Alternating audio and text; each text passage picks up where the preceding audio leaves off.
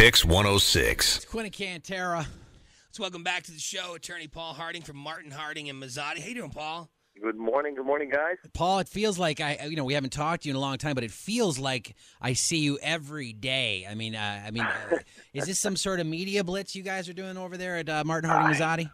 You know, I don't know. I'm not part of that part of it, but there's one where he sticks the phone through the TV. I have to admit, I don't watch a lot of TV, but as of late, when I do, I have seen the commercial a few times. Well, yeah, it's a good one. The when you come through the internet. Yeah, yes, good stuff. And I'm wondering, like, there's three of you, obviously. I'm like, why do they pick Paul to do it? Yes. Why does Paul get to be the one that goes through the computer? Only one that will agree to do it, probably. Yeah, yeah.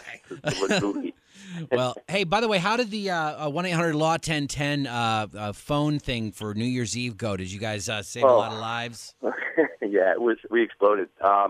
We did over 350 rides just in Albany County, and then we're still counting receipts and rides for the rest of the program. So it's going to be a banner year for that, for sure. Well, it's a great thing that you guys do, and we certainly appreciate it. Yeah, I'm sure this Drew fella, Dennis Drew, had wished he had called 1-800-LAW-1010. Well, this is the question. We got to talk about Dennis Drew. This is the kid who caused the fatal Northway accident. 22 traffic tickets. It's coming out. More than a dozen speeding tickets, 4 previous accidents, and some suspensions of his license. 5 of them, I think. How much does your past history affect the current case? Well, if you listen to the attorneys defending him, clearly they're saying this information is not going to be led into a trial on this case. But the reality of it is, I think it was so egregious, so many driving violations, it doesn't go to how he was driving on the date of the accident. That's a clean slate. But if he testifies and gets up there and says something other than that, no, I'm a safe driver, I didn't do that, it didn't go that way, they can use it to impeach him. It really has been something that the district attorney put out there.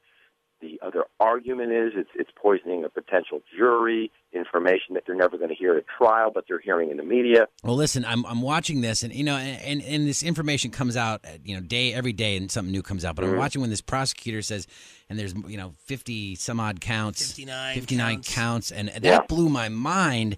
And I immediately, as an American, is this a witch hunt? And again, I'm partially playing devil's advocate here because the more I learn about this guy, 5 suspensions.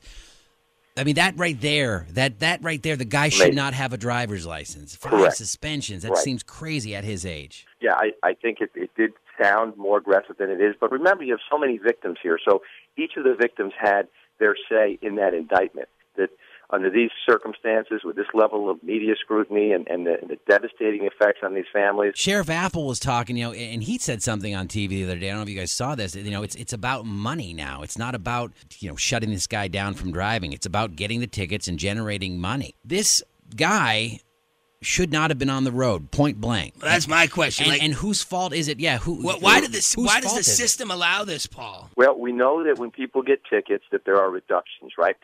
Every ticket can't be tried. There would be 10 years out before these tickets ever got resolved. But historically and routinely, tickets do get reduced in all small-town courts throughout the state of New York. So it's worse than what it says on paper.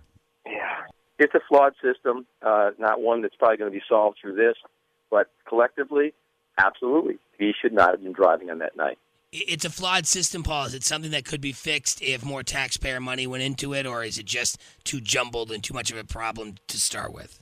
Yeah, money could solve it, having more courts, having more district attorneys prosecuting these cases, and that is a way to do it. Again, we're talking about the poster child for not doing reductions in this Drew. As if generally someone gets a ticket every 48 months is a general, if you look at statistics, and that if they go to court, they'll get a 4-pointer reduced down to a 2-pointer or sometimes a no-pointer. The next time they go, if that's on their record, they don't get such a good reduction. Historically, it does work. It's just when you look at it in this context, it's unexplainable. What can this guy get? How much time could this guy get? Well, it's an interesting concept. I'd set up to 25 years in prison if he was convicted of the higher felonies.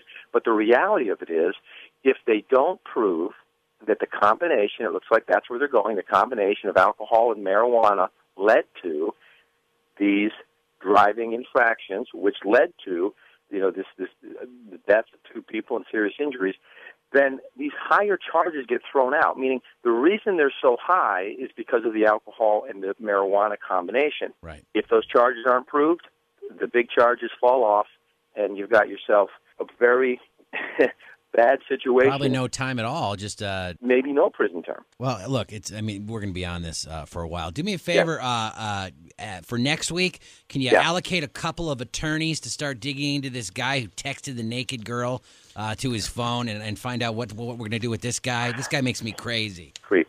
All right, thanks, buddy. Thanks a lot, Paul. Appreciate the time this morning.